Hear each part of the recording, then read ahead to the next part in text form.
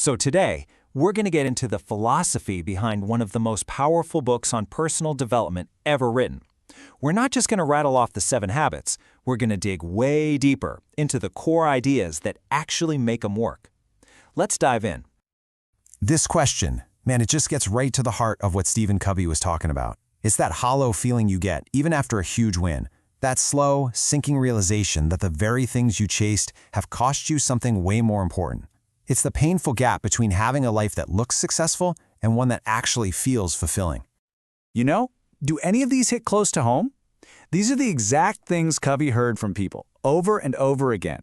Feeling busy but not productive, not being able to stick to your own goals, or that quiet, nagging jealousy when you see someone else win.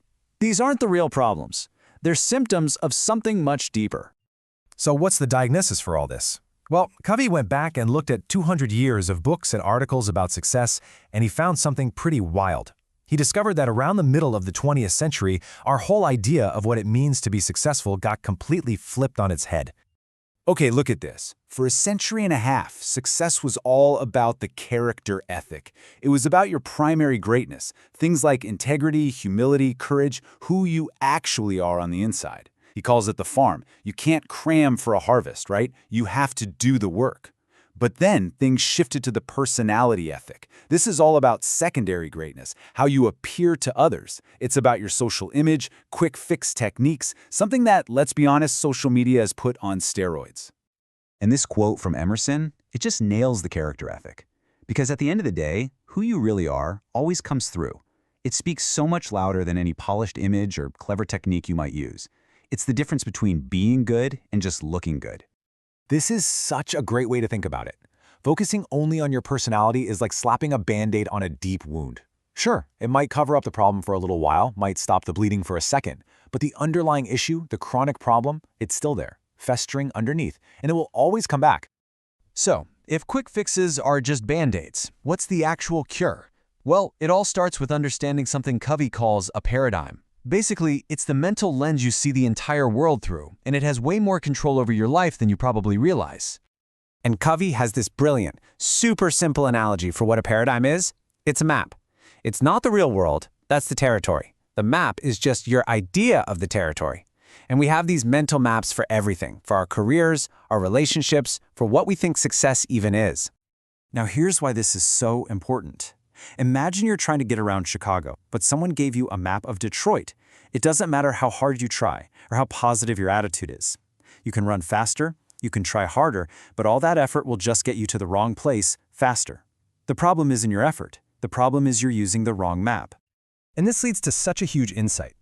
We spend all this time and energy trying to change our behavior, to change our attitude, but so often, the real problem is the flawed map we're using to see the world.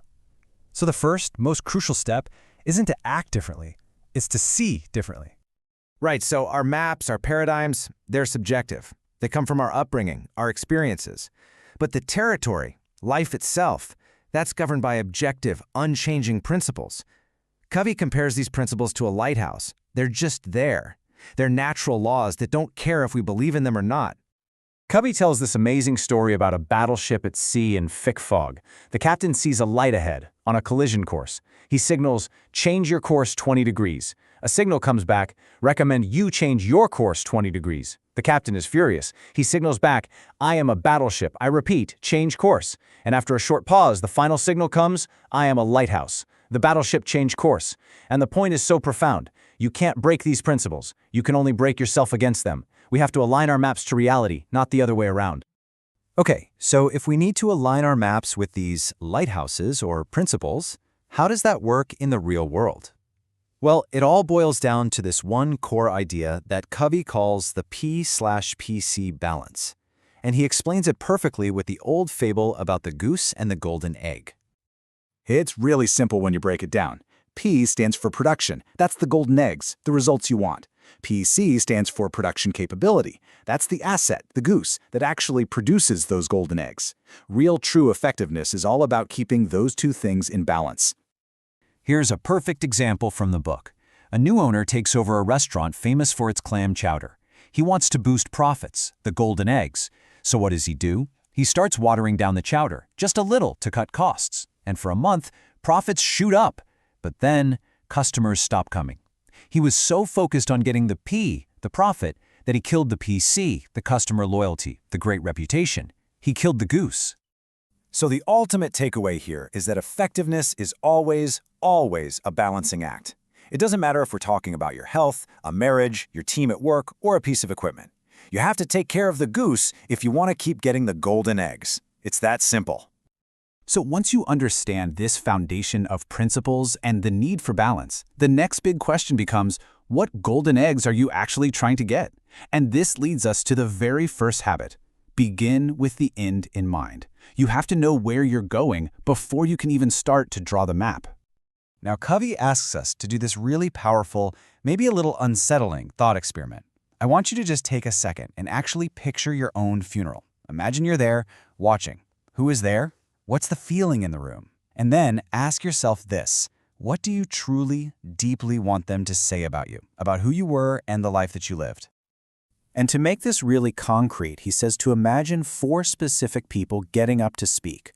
Someone from your family, a close friend, a colleague from work, and someone from a community group or organization you were part of. What would you hope each of them would say about your character, about the difference you made in their lives? So, why do this? Because it forces you to look past what Covey calls the social mirror, all the noise, all the expectations and opinions that other people have for you.